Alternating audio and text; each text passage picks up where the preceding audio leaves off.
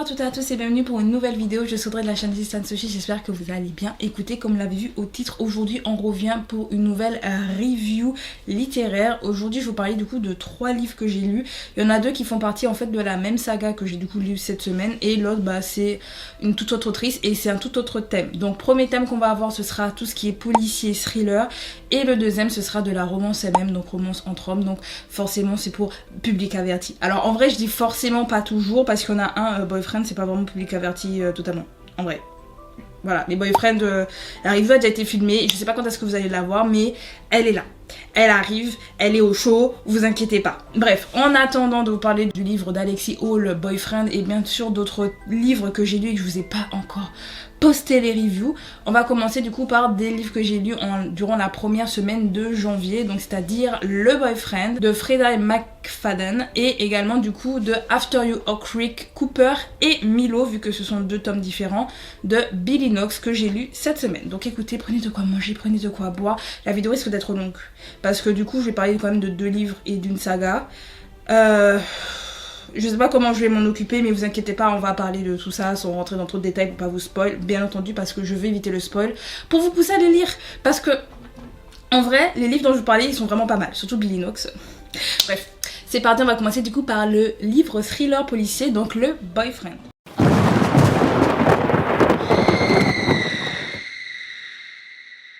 Donc pour les personnes qui connaissent pas Freida McFadden, je pense que en réalité vous la connaissez, mais vous savez juste pas son nom, parce que personnellement je ne connaissais pas le nom de l'autrice, mais je connaissais déjà ses œuvres sans les avoir lues. Parce que si je vous dis La femme de ménage, juste ça, vous dites ah, même les cinéphiles, vous voyez de quoi je parle, parce que du coup il y a une adaptation de son tout premier livre. Alors je sais pas si c'est le premier, mais en tout cas c'est celui qui a fait un succès monstre, donc La femme de ménage. Donc le film il existe, il est sorti il y a pas si longtemps que ça, et il y avait d'ailleurs une suite à La femme de ménage, et par la suite elle a fait la psy, elle a fait la prof, ou je sais pas si c'est le ou la prof, et il y a eu Le Boyfriend qui est sorti en fin d'année 2025, et pour être plus précise c'est sorti le 8 octobre 2025. Donc du coup il est vraiment récent, et actuellement à la Fnac il fait partie des top ventes.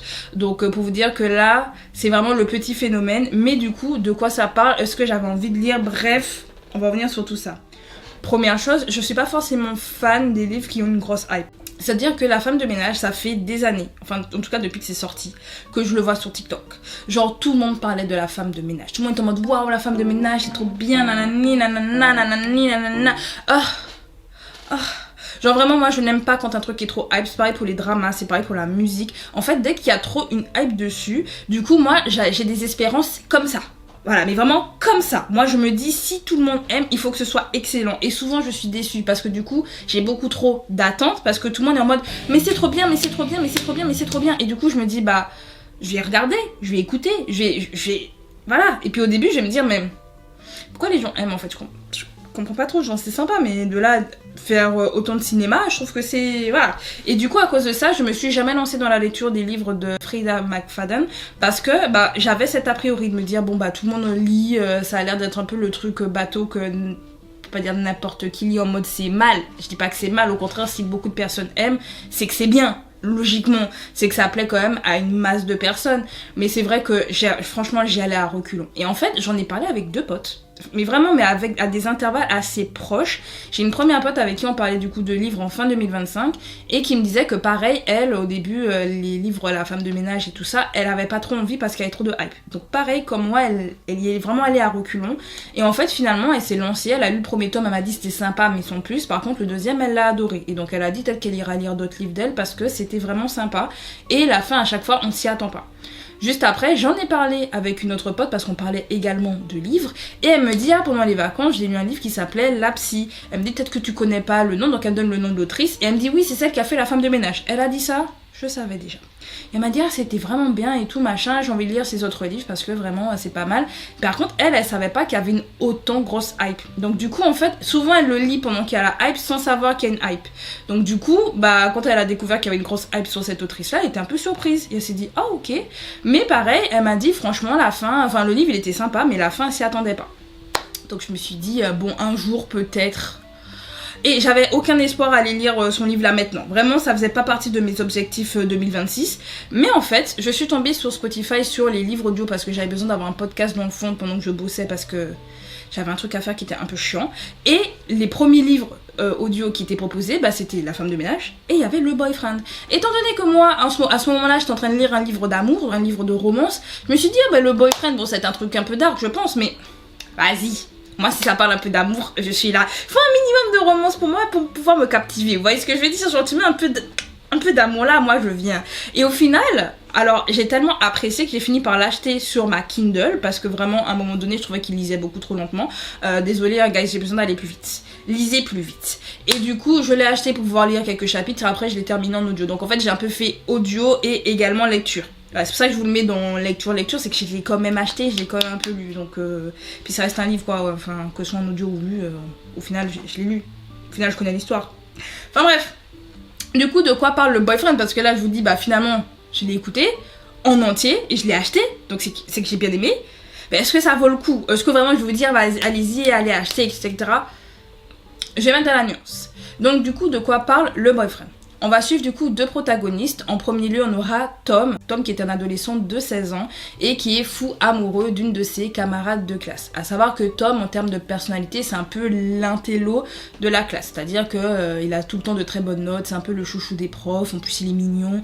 Vraiment, de l'extérieur, Tom, il a vraiment l'air d'être le genre de garçon idéal et qui pose pas trop de problèmes. Sauf qu'en réalité, Tom cache une personnalité un peu dérangée. Et ça, bah, on va découvrir au fur et à mesure que, bon, il est pas si chouchou que ça, le petit Tom. Voilà, donc on va suivre un peu comment il va essayer de pouvoir sortir avec la fille qu'il rêve, etc., ses amis, tout ça. On va voir sa vie dans le lycée. Comme je l'ai dit, c'est un peu dérangé. Voilà, je ne dis pas plus, en tout cas il y a tout ça. Et l'histoire de Tom se passe dans le passé par rapport à l'histoire principale en fait de ce livre. Donc du coup pour l'histoire principale donc qui se passe dans le présent, on va suivre le personnage de Sydney qui est une jeune femme qui est dans la trentaine et qui vit énormément de déceptions amoureuses. À 34 ans, bah honnêtement elle aimerait pouvoir se poser, d'ailleurs sa mère lui met pas mal la pression en mode Mago. Est-ce qu'un jour tu pourras faire un gosse en fait parce que tu commences à être un peu vieille. Voilà, c'est des propos que sa mère va lui dire, ouais. Et du coup, elle va enchaîner un peu les relations catastrophiques et les dates catastrophiques en allant sur une application de rencontre. Et dans le même temps, alors qu'elle essaye de trouver l'amour, un gros drame va se passer parce qu'il y aura un meurtre dans son entourage. Je ne dirai pas qui, je ne dirai pas pourquoi parce que je ne veux pas vous spoil. Mais du coup, étant donné que le meurtre est proche d'elle et qu'elle va vite se rendre compte qu'il s'agit pas d'un meurtre anodin et juste isolé, mais plutôt de plusieurs meurtres qui se suivent, elle se dit, en fait, il y a un psychopathe là qui tourne dans les environs et ça fait un peu peur. Et donc du coup, on va essayer de deviner qui est le meurtrier de cette personne. Tout ça en essayant de voir si Sydney va survivre. Parce que forcément, comme je dis, c'est dans son entourage. Peut-être qu'elle va canner, on sait pas. On sait pas. Écoutez, est-ce que vous savez? Vous savez pas, si vous l'avez pas vu, vous savez pas. Moi, je sais, vous savez pas. Bref, en tout cas, alors, première chose, je trouve que son livre... Je vais pas dire qu'il est excellemment bien écrit et que la plume incroyable, pas forcément, mais je trouve qu'il est facile et abordable dans le sens où on n'a pas forcément besoin d'un vocabulaire extrêmement compliqué pour faire qu'un livre il soit intéressant. Il n'est pas pompeux, honnêtement il se lit de manière assez facile et donc je comprends pourquoi beaucoup plus de personnes puissent apprécier la littérature du coup de Freida McFadden parce que quand on lit le livre c'est facile. Tu vas pas te dire quoi, j'ai besoin d'aller prendre mon dictionnaire parce qu'il y a des mots compliqués. Pas du tout. Et en plus, elle sait très bien gérer le suspense. Parce que plus ça avance, plus t'as envie d'en savoir plus. Plus t'as envie de savoir qui est le meurtrier. Plus tu te dis, attends, j'ai mes idées, mais peut-être que c'est faux, mais peut-être ci, peut-être ça. Elle arrive à nous captiver du début à la fin. Et c'est ça que je pense qui fait que ces livres marchent aussi bien, en dehors du fait qu'ils soient faciles à lire. C'est que, du coup, on est vite emporté par l'histoire et on a toujours envie d'en savoir plus. Je vous ai dit, j'ai fini par l'acheter parce que vraiment, je trouvais que les gens lisaient trop lentement sur Spotify. Ils lisaient pas si lentement que ça. D'ailleurs, chapeau aux acteurs, parce que vraiment, j'étais à fond dedans. Voilà. Mais vraiment, j'étais en mode, en fait, il faut que je sache, il faut que j'en sache plus, etc. Donc du coup, honnêtement, sur ça, ce sont des points positifs. En point négatif, en dehors du fait que, le personnage de Sydney est assez un peu, caricatural, même celui de Tom, je trouve qu'ils sont caricaturales sur certains points. En dehors de ça, il fait que... D'ailleurs, Sydney, elle est insupportable. Je l'aime pas. Voilà, très souvent, j'aime pas les personnages féminins parce que... Il y a des trucs qu'elle dit, je me dis, mais Margot, t'as un problème de dépendance affective, en fait, t'as tant besoin que ça d'être avec quelqu'un, qu'est-ce qu'on s'en fout. Bon, il y a aussi ma vision aussi des romances et de l'amour qui rôde dedans, donc c'est pas forcément très positif, du coup. Mais pour le coup, je me disais, mais c'est bon, Sydney. C'est bon. Et puis des fois, elle prenait des décisions, tu te dis, mais elle est con ou quoi? Vraiment, hein. Il y a des trucs, tu comprends pas. Elle a eu des réactions, j'étais un peu en mode... Bref, et puis elle dit jamais vraiment ce qu'elle pense. Enfin bref, Sydney, elle m'a saoulée.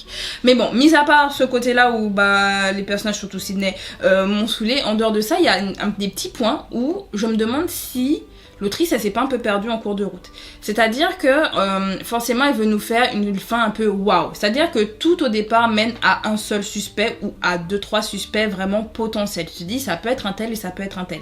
Et le livre nous amène à nous faire croire, plus le temps passe, plus voilà, que ce sont eux les meurtriers. Soit lui, soit elle, soit il, soit elle, bref. Et tu te dis, bah du coup, c'est que ça doit être cette personne-là qui a tué. Parce que vraiment, elle insiste énormément sur des points pour vraiment te faire croire que c'est obvious. Pour après, derrière ça, bah tout faire un twist pour que derrière tu te dises, c'est pas vrai. Oh my god. Mais du coup, je trouve que bah à un moment donné, ça a perdu un peu de son sens. Parce que tellement elle a voulu faire un peu sensationnel, j'ai l'impression que ça a perdu son sens. Et il y a des fois, il y a des petits détails qui se contredisent. Parce que durant tout le livre, bah, moi je fais attention aux détails, je fais attention à la couleur de cheveux d'un tel, la relation d'un tel et un tel, je fais attention à certains trucs. Et il y a un moment donné, vraiment vers la fin, quand on commence à avoir la révélation de qui est le ou la meurtrière, bah tu te dis, ah ok, d'accord, et mais en fait c'est pas ça qui avait été dit avant, c'est pas ça. Il y a eu quelques points où ça démontait des trucs et je vous dis, j'ai vraiment eu cette impression qu'elle voulait à tout prix genre pouvoir avoir le twist et se dire oh waouh, vous voyez, genre elle veut amener à ce oh waouh, mais vraiment pour moi la fin c'est pas le point positif du livre, genre vraiment je suis restée sur ma fin et genre j'étais en mode sur ma fin à la fin, bref, mais je suis vraiment restée sur ma fin à ce moment là, je me suis dit ok, d'accord. Mais bon, mis à part ça, dans l'ensemble, le livre il est sympa. Est-ce que je vous pousserai à aller l'acheter? Peut-être pas. Si vous voulez vraiment pas dépenser, vous l'avez sur Spotify. Vous l'avez Spotify en audio. Donc voilà, en livre audio si jamais. Bon, si vous aimez pas les livres audio, parce que moi je suis un peu en dents de scie avec les livres audio. Des fois je peux écouter, des fois non, ça dépend. J'en ai pas écouté tant que ça en vrai dans ma vie, mais ça peut être sympa de temps en temps. Sinon, bah ouais, prenez-le sur la Kindle, comme ça vous coûtera peut-être un peu moins cher. Je sais plus combien je l'ai acheté, en toute honnêteté. Je me rappelle plus, je vous mettrai le prix Kindle au cas où. Mais au pire, si vous avez l'abonnement Kindle, bah profitez parce que peut-être qu'il est en abonnement Kindle. Je sais pas. Là, je vous dis ça, je sais pas du tout. Mais je vais pas non plus vous dire, ouais, allez l'acheter. Courez aller lire. Je vais pas vous dire ça. Genre, si vous voulez un peu de frisson et faire un peu une enquête en mode policier, ça peut être sympa. Voilà, ça peut être sympa, etc. Mais c'est pas non plus le livre de l'année. Je pense pas. Voilà, je pense pas. Genre, il est bien. Mais vraiment la fin elle m'a un peu déçue. Bref, du coup on va passer à la romance MM et on va passer du coup à la saga After You Oak Creek. Et du coup je pense que je vais essayer de vous parler des 4 tomes parce que j'en ai lu 2 cette semaine. Et en fait les 2 d'avant je les ai lus la semaine d'avant. Donc du coup début janvier toujours. Enfin entre fin décembre et début janvier.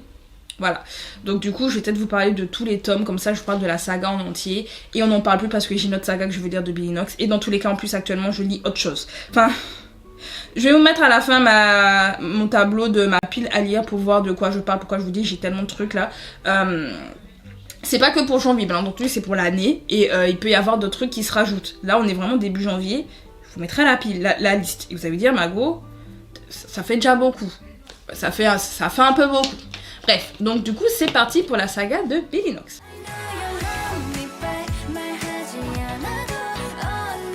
After You Oak Creek, c'est une saga qui va se passer du coup dans la ville du Texas, Oak Creek. C'est pour ça que ça s'appelle comme ça. Et dans la majorité des tomes, en général, la chose qui va le plus revenir, c'est un peu comme la saga Menteur que je ne vous ai toujours pas postée. Mais la chose qui revient le plus, donc dans Menteur par exemple, c'est une histoire de faux petit ami à chaque fois parce que c'est le thème. Voilà, d'ailleurs Menteur c'est le nom du premier tome. Mais du coup la saga Faux Petit Ami, bah à chaque fois il y avait une histoire qui faisait que les gens étaient en faux couple, à chaque fois. Là dans After You Oak Creek, la chose qui revient le plus souvent c'est que étant donné que ça se passe dans une petite ville du Texas, bah très souvent on a des personnages de grandes villes qui vont revenir dans cette ville là ou qui vont aller tout simplement parce qu'ils sont pas forcément originaires de là. Et bah il y aura le petit citadin qui va rencontrer le campagnard et qui vont se mettre ensemble. C'est un peu pour vous caricaturer le truc, c'est un peu ça qui va revenir sur la quasi-totalité des tomes, en tout cas ceux qui sont sortis. Je ne sais pas si le tome 4 est le tome final de la saga, parce que je trouve que la fin est pas vraiment une fin. Genre il y a des trucs où je me pose encore des questions parce que ça a été abordé par exemple dans la fin du tome 3, et il y a des choses où je me dis mais on n'est pas allé au bout, que ce soit dans le tome 4. Donc du coup je me demande s'il y aura pas un 5e tome qui va sortir. Je sais pas si Billy Knox verra ma vidéo un jour ou pas, I don't know. Si tu vois ma vidéo, Margot, parce qu'elle est française. Voilà, mais si tu vois ma vidéo, Margot, dis-moi s'il y a un autre tome qui arrive, parce que du coup le dernier tome est sorti le 13 novembre 2025, soit 3 jours après mon anniversaire. Je pense que c'est un signe. Voilà, je pense que c'était un signe pour que je puisse lire. Voilà, je sais pas. Du coup, comme je l'ai dit, on va suivre plusieurs couples parce que chaque tome va suivre un couple. Donc le premier tome, ce sera After You, Oak Creek, Caleb. Donc on va suivre le personnage, donc comme j'ai dit, de Caleb, qui vit à Oak Creek et qui, en fait, il est un peu lassé de sa vie là-bas. Genre, il trouve que tout est tout le temps pareil, que tout le monde suit le même chemin. Et lui, c'est pas du tout ce qu'il veut faire. Mais pas du tout. Lui suivre le même chemin que tout le monde flemme, sauf qu'en fait il a pas de talent particulier, il était pas forcément très doué à l'école et du coup en fait il a rien pu faire pour pouvoir sortir de la ville, et en fait il sentait que plus le temps avançait et plus il allait se diriger vers ce que tout le monde fait dans les petites villes, c'est-à-dire tu rencontres ton amour de lycée au lycée, vous vous mariez, vous faites des gosses et puis tu travailles dans le ranch et puis voilà, ta vie c'est un peu ça. Voilà, c'est un peu la vie généralement dans les petites villes, et en plus c'est une ville très croyante, donc forcément pas forcément très ouvert d'esprit en plus sur tout ce qui est sexualité alternative et même sortir des rangs. Et du coup lui il se rend vite compte en étant en couple du coup avec Shelby qu'il va se diriger vers tout ça, sauf qu'il a pas du tout envie. Et en fait, un jour, il va du coup se séparer de sa petite go, parce qu'il va se passer, je sais plus pourquoi, mais ils vont se séparer. Et dans le même temps, son grand frère Luke, qui lui est parti à New York, parce que lui par contre il était vraiment très doué dans les études, il a fini par même ouvrir sa propre société, et chose qui a pas mal fait jaser à l'époque, son frère il est gay et il s'est marié avec un homme. Et du coup Luke, ou en tout cas la société de Luke, va envoyer un manager en fait artistique dans la ville de Oak Creek, parce qu'en fait ils auraient vu une drag queen en ligne, et les infos qu'ils ont réussi à glaner c'est que cette drag queen vivrait à Oak Creek, et du coup ils ont envoyé Art, du coup ce manager artistique, pour pouvoir chercher cette drag queen. Et du coup Caleb va devoir héberger Art, parce qu'en fait c'est pas une grosse ville, donc du coup il n'y a pas d'hôtel en fait, et il faut bien l'héberger, donc Luke a proposé qu'il aille héberger dans le ranch familial. Et c'est comme ça du coup que Caleb et Art vont se rencontrer, et que vous imaginez bien une relation va naître entre eux. D'ailleurs il y aura un faux couple. Voilà. À savoir, je le dis, Caleb il est pas gay initialement, donc là on est vraiment sur du gay for you, parce qu'il est officiellement il ne l'est pas. Je vais mettre officiellement parce que c'est comme dans la saga Faux Petit Ami, parce que Maddox initialement il est hétéro, mais on apprend qu'il a fait des bails dans le passé, et donc du coup le gars il est pas très hétéro. Bon lui il a pas fait de bail en tant que tel Caleb, mais on sent que c'était un peu limite sur certains trucs. Je vais pas rentrer dans trop de détails pour pas vous spoil. En tout cas j'ai vraiment beaucoup apprécié le couple de Caleb et de Art, ils étaient adorables. Je pense que le tome 1 est l'un de mes tomes préférés. Voilà, je vous le dis. Même si le tome 2... Du coup, on aura le tome 2 qui est After You, Oak Creek, Queen. Donc on va suivre l'histoire du petit frère de Caleb qui s'appelle Queen, et qui en fait, du coup à la fin du premier tome, on va apprendre qu'il va arriver un accident à Queen, ce qui va lui coûter ses jambes. Alors c'est pas forcément définitif de ce qu'on va lui dire, mais c'est vrai que une fois que t'es paraplégique et que les médecins sont pas trop sûrs de ton avenir, tu finis par te dire tu vas rester paraplégique à vie. Et du coup Queen, c'est le petit frère qui, pareil comme pour Caleb, il avait pas forcément de talent particulier, il était pas forcément très intelligent, et c'est vrai du coup il s'est tourné vers un métier pour pouvoir aider les gens, mais du coup maintenant il peut plus faire son métier, il est paraplégique et il sait plus trop quoi faire de sa vie, et en plus dans son cas lui, il est ni hétéro ni gay, en fait il sait pas. Voilà, lui les relations amoureuses il n'en a jamais eu, parce qu'en fait ça ne l'a jamais intéressé, et du coup il s'est dit que peut-être qu'il est asexuel, parce que même le désir charnel il connaît pas. Genre vraiment Queen c'est un peu le gars silencieux dans son coin qui est là, et en fait rien l'intéresse vraiment. Vous voyez? Devinez quoi, il va du coup devoir cohabiter avec Declan. Alors je dis Declan parce que je sais pas, c'est comme ça que je le prononce, peut-être que c'est Declan, je sais pas comment il faut prononcer. Mais en tout cas Declan en fait, parce que moi je dis toujours Declan, sorry pour les gens qui le prononcent autrement, mais du coup Declan c'est un médecin, même un chirurgien orthopédique qui est né à Oak Creek et qui a grandi là-bas. D'ailleurs il était à l'école avec Caleb, et Caleb d'ailleurs l'a un peu martyrisé. Bref, mais du coup, il est revenu à Oak Creek pour des raisons assez sombres. On ne sait pas plus au début, mais on comprend qu'il n'est pas revenu de manière anodine, mais il n'avait pas forcément envie de revenir parce que dans son cas, lui, il est gay. Et du coup, dans cette ville-là où il n'est pas accepté et où vraiment il a une personnalité très affirmée, ça le fait pas trop. Mais il n'a pas forcément le choix de revenir et en fait, il va devoir donc s'occuper de Quinn pour sa rééducation. Donc, il va essayer de l'aider avec ses connaissances comme il peut pour qu'il puisse recommencer à marcher. Et du coup, vous imaginez bien qu'entre Quinn et Declan, il va se passer quelque chose. Franchement, j'ai bien aimé leur relation. Même si en vrai, Declan il est censé être plus vieux du coup que Quinn parce que comme dit, il était dans la même école que Caleb. Donc du coup, ils sont proches en âge et Quinn lui il est plus petit vu que c'est le petit frère.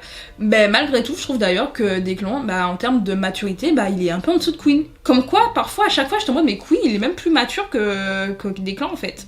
Genre tu sens qu'il est, genre même s'il a jamais vécu de relation du coup amoureuse, on sent que c'est celui qui presque s'y connaît le mieux et qui fait les choses comme il faut. En tout cas, j'ai bien aimé ce coup parce qu'ils sont mal assortis, mais en même temps, ils sont adorables. Genre, on sent qu'il y a cette tension entre eux qui est super bien gérée. Bref, Billy Knox, tu es incroyable. Voilà, Troisième tome, du coup, que j'ai du coup lu cette semaine. Donc, il s'agit de After You, Oak Creek, Cooper. Je vais pas vous mentir, je pense que c'est l'un des tomes que j'ai le moins apprécié. Et en même temps, c'est le tome qui est le plus intéressant. C'est le tome qui est le plus proche en fait. Alors eux tous, en réalité tous les tomes sont très proches de choses qui pourraient arriver dans la vraie vie, c'est-à-dire la manière dont on va gérer nos émotions, dont on va gérer nos traumas et même les relations amoureuses, etc. Je trouve que Billy Knox est très humaine dans la manière dont elle écrit les choses parce que souvent dans les romances c'est très imagé, c'est très idéalisé. Là dedans c'est pas idéalisé du tout, au contraire ils vont tous se heurter à un mur ou même à plusieurs murs et les relations sont pas lisses. Alors oui, dans une romance généralement c'est jamais lisse tout de suite, mais il y a vraiment des choses qui peuvent se passer dans la vie réelle, que ce soit l'homophobie, que ce soit justement les sexualités un peu alternatives, comment tu le vis, même la découverte de soi, savoir s'affirmer, etc. C'est des choses qui reviennent pas mal en termes de thèmes dans ces livres et qui sont super intéressants. Et en fait avec le Tom Cooper, pour moi c'est ce qu'on retrouve le plus, mais c'est aussi ce qui m'énervait le plus dedans. Je ne supporte pas le personnage de Cooper.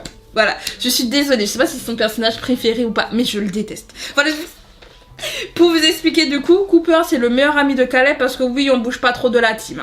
Cooper c'est le meilleur ami du coup de Caleb qui a une entreprise d'hommes à tout faire, donc du coup il aide les personnes de la ville en termes de bricolage. Donc t'as un petit problème chez toi, genre avec ta lumière, ton lavabo, peu importe, il va venir et il va pouvoir vous aider. À savoir que Cooper en fait très jeune il a dû s'occuper de son petit frère parce que ses parents sont décédés dans un accident et du coup très vite en fait il a dû endosser des rôles d'adulte, donc il est rentré dans le monde adulte de manière très brutale et donc en fait sa société c'est pour pouvoir subvenir à ses besoins et également à son petit frère. Et du coup en fait Cooper il a énormément fait pour pouvoir que son petit frère soit heureux et que tout le monde autour de lui soit heureux, mais il s'est énormément privé de beaucoup de choses, dont une des choses c'est d'être outé parce que du coup Cooper il est gay.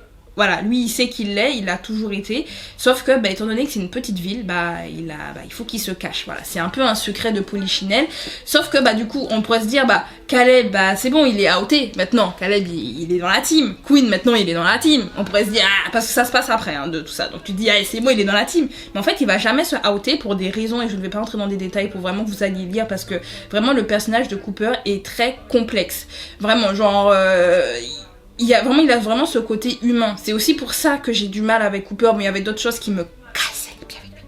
Mais voilà, donc initialement on va du coup suivre sa vie à lui qui maintenant il vit à Oak Creek, il a son entreprise, etc. Et il va faire la rencontre d'un mannequin hyper connu du nom de Julian Sinclair, qui lui de base il vit à New York. Il a eu un problème de stalker et du coup il fallait qu'il aille dans une ville un peu tranquille où il pouvait prendre des vacances. D'ailleurs c'était ses premières en 15 ans. Et du coup il est parti à Oak Creek vu que son patron est marié à Luke. Vraiment tout est lié. Voilà. Et du coup il va lui dire va à Oak Creek, personne te connaît, personne regarde les infos, personne, donc du coup il va pouvoir être tranquille. Et les deux du coup vont se rencontrer. Vous imaginez bien que Cooper sait qui est Julian Sinclair, mais il essaie de faire genre, voilà, pour que leur relation puisse se développer. Voilà, donc il y aura également après à un moment donné l'histoire avec le stalker. Alors le seul bémol d'ailleurs que je vais donner à ce pas vraiment je vous assure ce tome il est intéressant. J'en ai parlé à ma pote elle l'adore. Elle l'a pas lu. Je précise que ma pote n'a pas lu. Vraiment si je devais vous raconter l'histoire en tant que telle, vous allez l'adorer. Ma pote elle a adoré ce que je lui ai raconté, elle m'a dit mais le tome 3 c'est son préféré. Voilà. Je lui ai raconté, elle m'a dit le tome 3 incroyable. Voilà, genre préféré. Et moi je t'en mode Moi, c'est le personnage de Cooper, il m'a saoulée. Voilà. Mais c'est, comme dit, c'est le personnage le plus humain et donc c'est l'histoire la plus humaine en fait qu'on a d'ailleurs sur les 4 tomes qui sont sortis. Et du coup, bah en fait, il y a la partie déjà Stalker qui est très intéressante. Voilà, mais c'est également le bémol parce qu'en fait ça arrive un peu vers la fin, c'est-à-dire que pendant 200 pages, on a la relation entre Julian en fait et Cooper qui se crée, mais en même temps on a les incertitudes de Cooper qui reviennent tout le temps. Pendant 200 pages, on a je ne mérite pas, je ne mérite pas, je ne mérite pas, je ne mérite pas, je ne mérite pas, je ne mérite pas. Et à un moment donné, il va se rendre compte que voilà. Mais jusqu'à la fin, même dans le tome 4, il m'a saoulé Cooper. Et vraiment, il m'a saoulé tout du long. Je peux plus me le voir. Là, je suis en train de vous dire ça, vous allez dire, mais ma gauche, je vais pas les lire. Mais vraiment, c'est l'un des meilleurs tomes, en fait, au final. Parce que, comme dit, ils sont très humains, même du côté de Julian. Psychologiquement parlant, il y a pas mal de choses qui se passent. Mais comme dit, toute l'affaire du stalking, ça vient un peu sur la fin. Et je trouve ça dommage parce que c'est des choses qui auraient pu être ramenées un peu plus tôt. C'est-à-dire qu'on a le premier soupçon de qui est le stalker à un moment donné. Mais en tout cas, ça vient très tard. Ça vient très tard. Et même le pourquoi du comment, les anciennes relations de Julian, etc. Il y a plein de choses, ça vient beaucoup trop tard. Et je trouve ça dommage. Voilà, je trouve ça dommage, c'est-à-dire qu'on sent quand même la tension quand il va se passer des choses, etc. par rapport au stalker, Julian, etc. C'est quand même bien géré, mais pour moi, c'est beaucoup trop tard. C'est mon avis personnel, pour moi, c'est un peu trop tard et c'est dommage. Et pareil, je trouve qu'on reste beaucoup trop sur les incertitudes de Cooper pendant trop longtemps. Vraiment, je n'en pouvais plus. Je te dis, j'étais à la page 274. Je me rappelle à quelle page j'étais quand j'étais en mode c'est bon, en fait là je n'en peux plus, j'étais à ça d'arrêter le livre. Parce que Cooper, je n'en pouvais plus. J'étais en mode... Tout ça pour qu'après ça devienne intéressant. Voilà. Le livre après, parce qu'il fait 400 pages le livre, après ça il est devenu très intéressant. Mais du coup, la première moitié du livre, j'étais comme ça. À me dire, mais... Cooper, s'il te plaît, wake up. Wake up. On va passer du coup au dernier tome. Du coup, le dernier tome, donc After You, Oak Creek, Milo. Donc Milo, c'est donc le petit frère de Cooper. Donc c'est pour ça que Cooper, on le voit toujours. Voilà. Il y a plein de choses que j'ai sautées pour pas vous spoiler parce qu'en fait, il y a toutes les informations que l'on a dans le tome de Milo, par exemple, bah, c'est des choses qui arrivent dans les tomes d'avant. D'ailleurs, chose que je vous dis d'ailleurs d'avance, vous pouvez lire les tomes dans le désordre parce qu'en fait, ils vont parler en fait de oui, un tel a rencontré un tel, il s'est passé ça, mais ils vont pas rentrer dans les détails. Donc du coup, vous pouvez quand même les lire dans le désordre, mais moi, je conseille de le lire dans l'ordre quand même. Genre, je sais pas, je trouve que c'est plus logique de le faire dans l'ordre. D'ailleurs, je me suis rendu compte d'un truc que je vous dirai après, mais bon, bref. Mais du coup, Milo, qui est donc le petit frère de Cooper, qui, dans ce tome-là, il a 26 ans, si je dis pas de bêtises, 26, 28... 26 ou 28, en tout cas entre 26 et 28 ans, je me rappelle plus exactement de l'âge. Et en fait, Milo avait rencontré son copain lorsqu'il était au lycée, il s'agit de Seth Hamilton. Seth Hamilton, en fait, c'est le fils d'une personne très influente en fait dans la ville qui avait un ranch qui vraiment, apparemment, c'était l'un des plus gros ranchs de la ville. Et en fait, il va se passer des choses qui vont faire que Seth va récupérer très tôt le ranch. Et initialement, Milo et Seth s'étaient fait en plan qu'ils allaient donc du coup gérer le ranch. Et que Milo, qui... en fait, j'essaie de vous spoiler le tome 1. Mais qui est doué pour le make-up...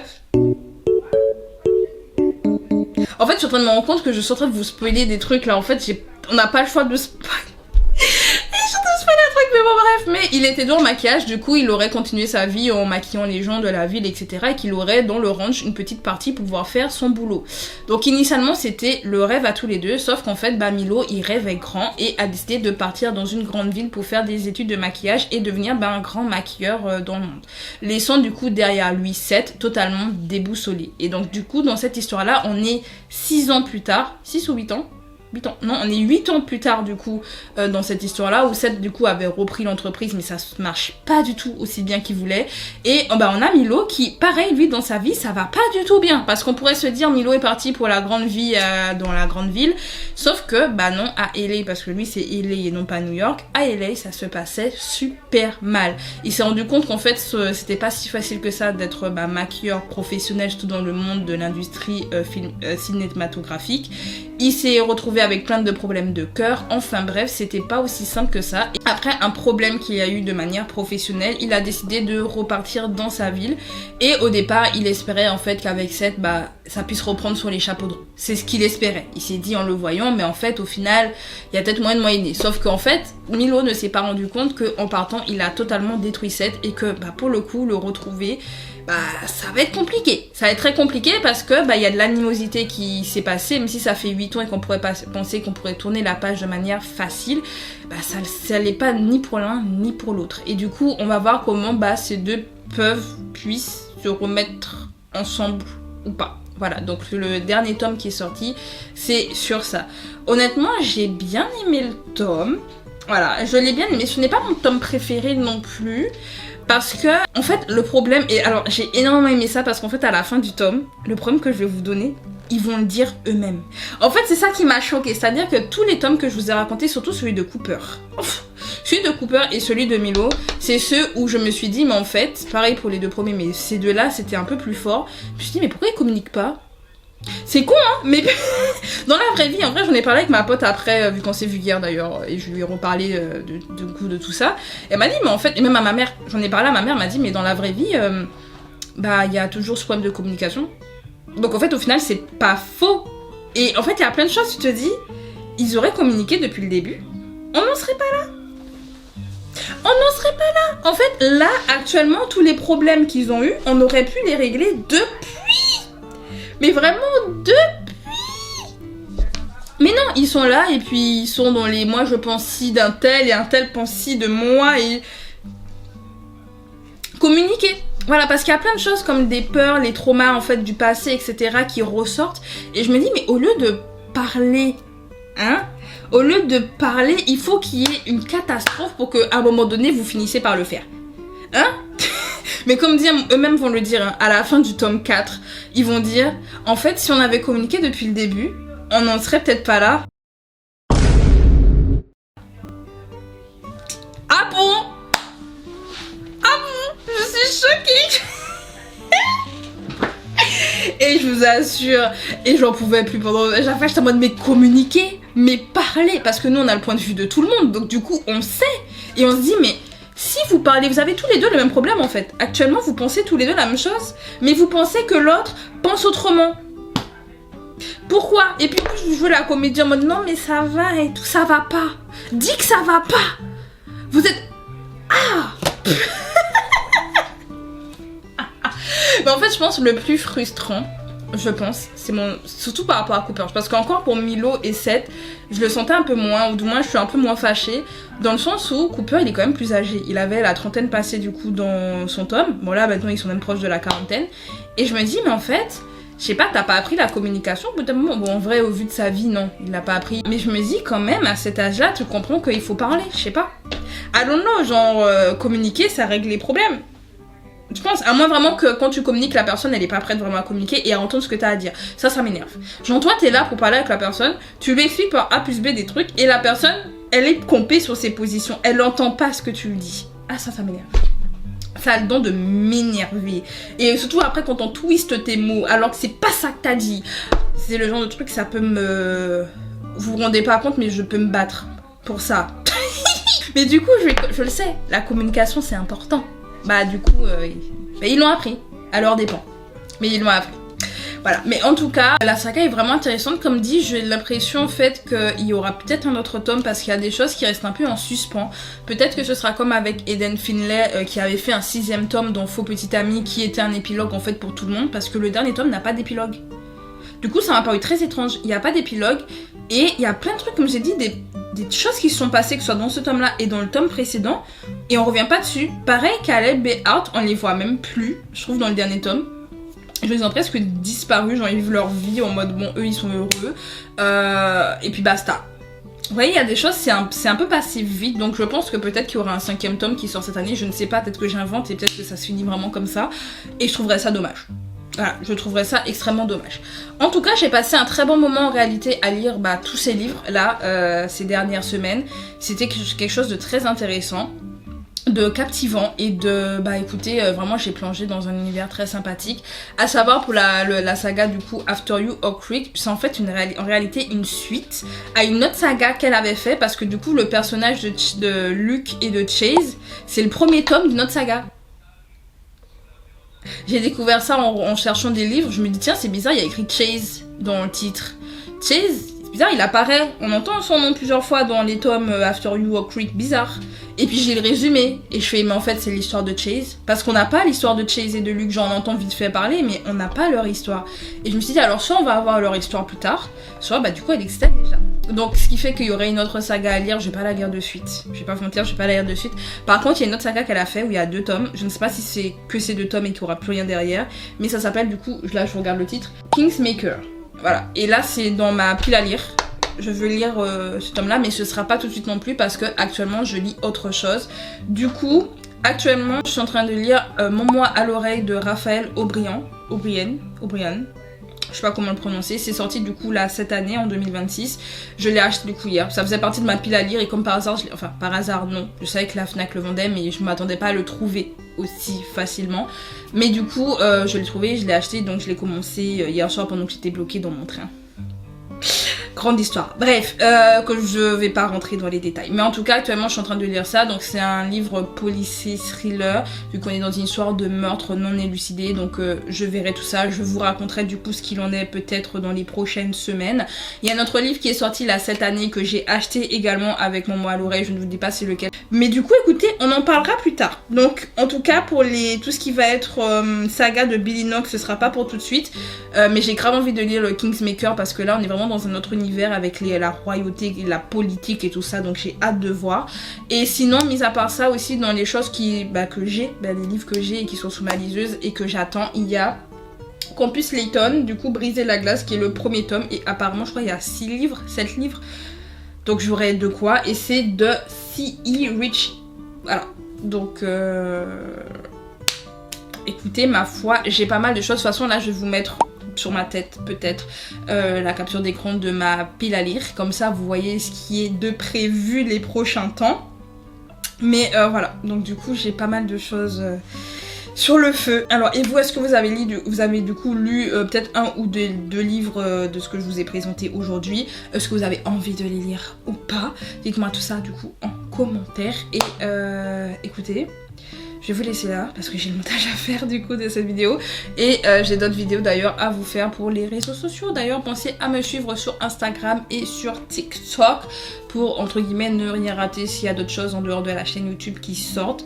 C'est vrai que je suis active sans l'être parce que forcément avec le boulot j'ai moins le temps pour Insta, donc du coup moi qui faisais tout le temps des stories, vous savez qu'à un moment donné dès que je suis occupée vous ne me voyez plus, mais j'essaie comme de vous parler le plus possible en story pour vous dire les prochaines vidéos ça va être quoi, de faire des petits reels, TikTok de temps en temps, je vous fais des vidéos aussi, enfin bref, souvent c'est les mêmes vidéos entre Insta et TikTok, ça dépend. Ça dépend de mes envies, ça dépend de mes humeurs. Donc pour ça, me suivez là-bas pour ne rien rater si vous voulez un peu plus de moi. Et écoutez, on se dit à bientôt. Peut-être pas, je pense pas que semaine prochaine vous aurez une autre review, même si comme je vous ai dit, il y a des livres en cours. Je vous les sortirai pas pour que vous ayez un peu de tout, genre K-pop et tout ça, parce que je pense qu'il y en a qui attendent un peu qu'on parle de K-pop, donc vous inquiétez pas. Sur Instagram et TikTok, je parle de K-pop, donc ça bouge pas, mais c'est vrai que sur YouTube là il y a un peu de tout. Donc pour les gens qui attendent la K-pop avec impatience, vous inquiétez pas, il y aura de la K-pop prochainement. Je suis en train de travailler du coup sur le Sushi Time de Soojin, comme ça vous êtes au courant. Il est quasiment terminé, là je suis vraiment en pleine écoute du coup de ces derniers EP pour pouvoir parler de ça parce qu'on va parler de sa carrière du coup et de pourquoi ça marche pas trop. Donc on va parler un peu de tout ça du coup dans la vidéo sur son Sushi Time. Donc en attendant la vidéo sur Soojin, donc du coup, ma foi, on aura ça. Écoutez, on se dit à bientôt pour de nouvelles vidéos. Prenez soin de vous, c'était Audrey. Salut!